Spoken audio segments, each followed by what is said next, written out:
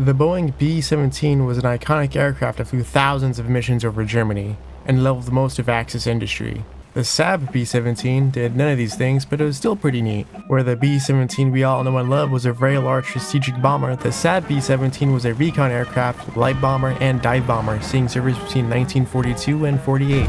It never saw use in any major combat, but after World War II, Ethiopia got their hands on the aircraft in the early 50s, and it potentially saw conflicts against rebels.